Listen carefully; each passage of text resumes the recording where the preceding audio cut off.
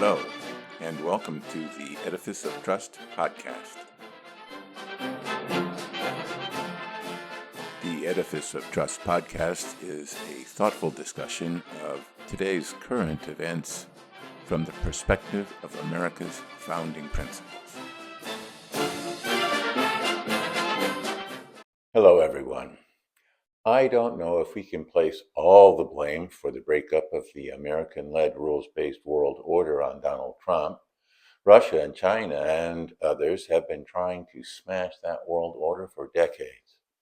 But it does seem clear that President Trump is in agreement that the old world order has got to go, and he is trying his best to help those autocrats achieve that goal. The litany of his rule breaking in the first year of his second term is too long to list in a short commentary such as this. Let's just look at this week. He wants Denmark to relinquish control of the frigid island of Greenland to the United States and would not rule out military force. NATO countries responded by dispatching troops to the island to defend it from an invasion by the U.S. He threatened any country that opposed his takeover of Greenland with additional punitive tariffs. He castigated Europe for their defense policies and called their environmental programs the Green New Scam. After capturing and arresting the president of Venezuela, Nicolas Maduro, the Wall Street Journal reports that he is plotting regime change in Cuba. He accused Canada of being ungrateful, saying Canada wouldn't exist without the United States.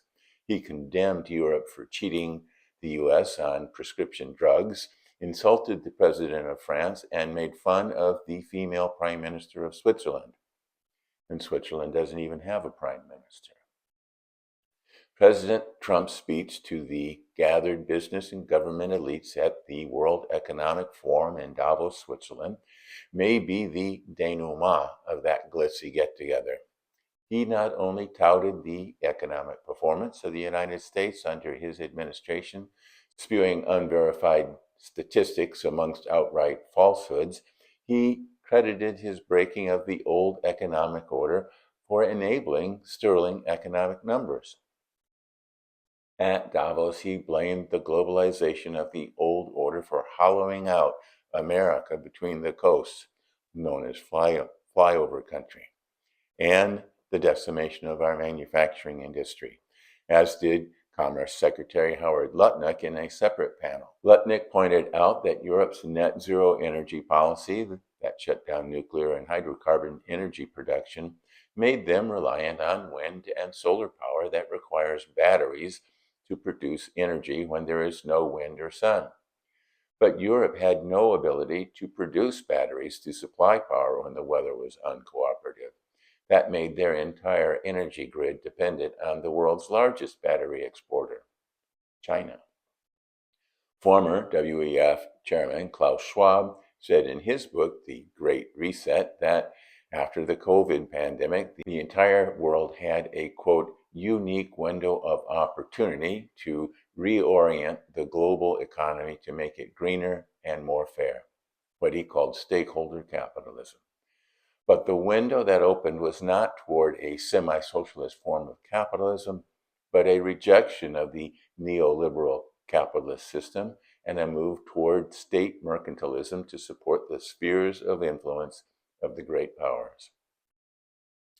Canadian Prime Minister Mark Carney lamented the breakup of the rules-based order in his Davos presentation and called for the middle powers to form a new order to resist the threat to their sovereignty from regional hegemons. The middle-sized countries in this new mini rules-based order, he said, would share common values, but the principal value they share is fear of the great powers. The Wall Street Journal praised the speech made by House Speaker Mike Johnson to Parliament the day before Trump's talk at Davos. Johnson's speech emphasized the history and values shared by the United Kingdom and the United States. His speech harkened back to the principles and values on which America was founded, quoting President Adams that the Constitution is suitable only for moral and religious people. I also liked Johnson's speech. and I quote John Adams frequently as well. But the comments on the Wall Street Journal article by other readers generally trash the speech as being out of step with the Trump agenda, while pointing out the ineptitude of the House of Representatives under Johnson's leadership. Also, while at Davos, President Trump inaugurated his Board of Peace, initially created to implement the peace plan in Gaza, but now with expanded responsibilities for maintaining peace around the world.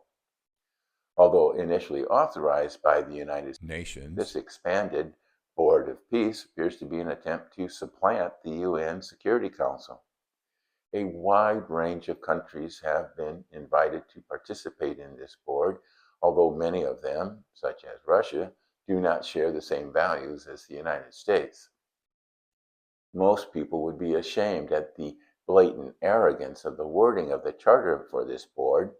The document names Donald Trump as chairman, not in his capacity as president of the United States, but him personally, and gives the chairman, meaning Trump, sole power to authorize invitations to membership, convene meetings, approve decisions of the executive board, and the sole right to name his successor. We should just call this thing the Board of Sycophants. All of these world leaders are trying to create a new world order from the ashes of the old rules-based order. Some are tepid imitations of the old order, Carney, or a reinvocation of the old order, Johnson, or a new Board of Peace-led order, Trump. Vladimir Putin and Xi Jinping did not give speeches at Davos about creating a new world order. They are busy recreating a mercantilist world order by their actions, not speeches. Amidst all the turmoil, it is hard to predict what type of world order will finally emerge. But as long as Donald Trump is president of the United States, and even longer if he has anything to do about it, the turmoil will continue. Great powers revel in turmoil because it justifies their autocracies.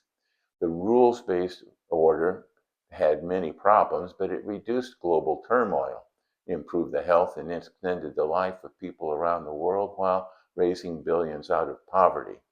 I would have approved of a reformed rules-based order rather than a return to great power rivalries. Tyrants thrive amid chaos. Ordinary folks not so much. Any successful world order, however you might define it, will require the active participation and probably the leadership of the United States. But we will have to wait to see what we actually get. Thanks for watching.